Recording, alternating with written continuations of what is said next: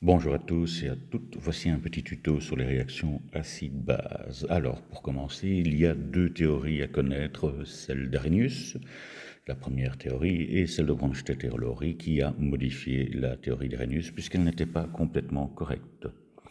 Alors, que dit la théorie d'Arrhenius? Eh bien, la théorie d'Arrhenius dit qu'il travaille déjà dans l'eau. Et dans l'eau, qu'est-ce qu'il me dit? Qu'un acide libère des H+. Donc si je prends H2SO3 qui est un acide, que je le mets dans l'eau, eh bien je vais obtenir 2H+, plus du SO3 2-. Une base libère des OH-.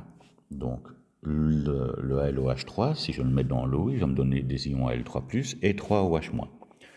Troisième chose dans la théorie, si je fais une réaction entre un acide et une base, j'obtiendrai donc un sel et de l'eau. Donc si je prends un acide avec une base, j'obtiens donc bien un sel et de l'eau. Dans ce cas-ci, et pour Arrhenius, je suis obligé de pondérer. Donc vous avez de la pondération qui apparaît dans votre équation. Donc pour Arrhenius, les acides ne sont que des HM' et des HM'O, ce qu'on appelle donc depuis la quatrième, voire même la troisième, des acides binaires et des acides secondaires. Pour les bases, c'est des MOH, ce qu'on appelle aussi des hydroxydes. Pas de chance pour Arrhenius, il y a beaucoup de bases qui ne sont pas des MOH, et la plus flagrante, c'est NH3, c'est-à-dire l'ammoniac, qui est une base. Et donc, une deuxième autre théorie est apparue, celle de Bronsted et Lowry. Alors, Bronsted et Lowry, leur théorie fonctionne dans n'importe quel milieu. Donc, je peux être dans de l'eau, je peux être en milieu gazeux, je pourrais être dans de l'huile, bien que ça ne fonctionnerait pas top, mais donc n'importe quel milieu, on ne s'entrecasse pas. Et pour Bronsted et Lowry, un acide libère un seul H+. Une base capture un seul H+. Et la réaction entre un acide et une base est donc un transfert de H+, de l'acide vers la base. Donc, si je reprends les différentes théories, en tout cas les idées de Bronsted et Lowry, l'acide, HCl, va donner H+, plus Cl-. Je ne précise rien sur la flèche parce que je n'ai pas précisé dans quel milieu j'étais, ça marche entre guillemets tout le temps. Pour une base, j'ai pris NH3, ben, il doit prendre un H+, pour devenir NH4+. Et la réaction acide-base, eh bien, c'est HCl plus NH3, donc l'acide plus la base, qui va me donner donc NH4+, plus Cl-. Et donc, il y a bien le H plus de Cl qui va être transféré au NH3. Si on travaille dans l'eau, le H+, n'existe pas tout seul. Il va d'office se coller à une molécule d'eau pour devenir à ce moment-là du H3O+, ce qu'on appelle l'ion hydronium ou l'ion oxonium. Et donc, si je reprends maintenant la théorie de Bronsted et Lowry pour l'acide dans de l'eau, ben HCl plus H2O va donner à ce moment-là H3O+, plus Cl-. Et c'est le H+, qui va aller vers le H2O. Ici, dans la base, NH3 plus H2O va donner NH4+, plus OH-. Ici, c'est le H de l'H2O qui va aller vers la base.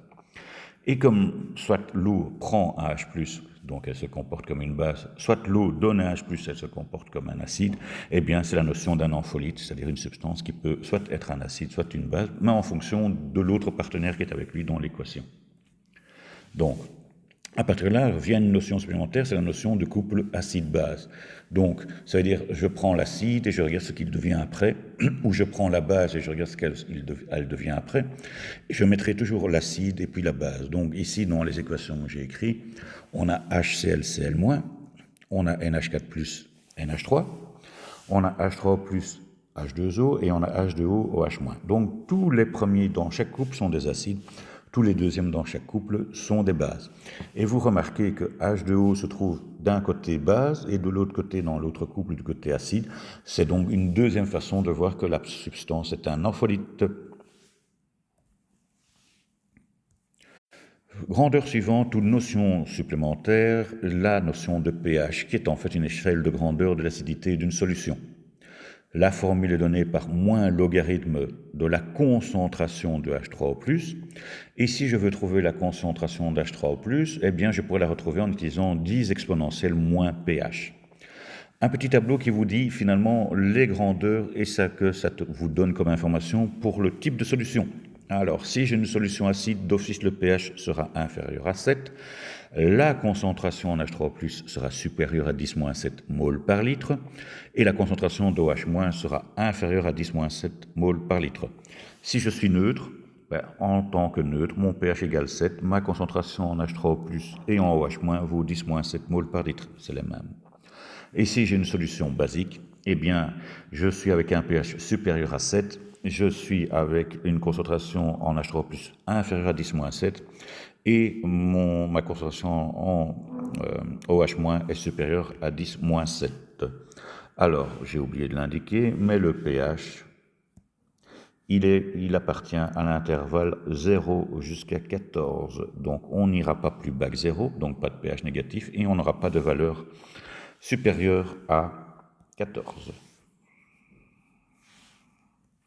Alors, l'autre chose importante, c'est qu'on a une constante en milieu aqueux. C'est-à-dire que quand je travaille dans l'eau, j'ai une constante qui fonctionne dans tous les milieux aqueux et qui vaut en fait le produit de la concentration d'H3+ fois la concentration de OH-, et ce produit vaudra toujours 10-14 si je suis à 25 degrés. Il sera une autre valeur pour une autre température, mais nous ne nous tracassons pas de ça, nous travaillerons toujours à 25 degrés, même si ce n'est pas précisé, on travaillera toujours à 25 degrés. Donc, pour l'interro, finalement, qu'est-ce que vous devez savoir? Savoir la théorie d'Arrhenius, la théorie de Bronsted, pour pouvoir retrouver dans des énoncés d'exercice qui sont les acides, qui sont les bases, quel type de réaction acide-base j'ai. Ce sont les exercices que je trouve donc à la page 13 et 14 du cours. Et puis la deuxième chose, c'est utiliser les notions de pH, de KW, de savoir quand le milieu est acide, quand le milieu est basique et quand le milieu est neutre.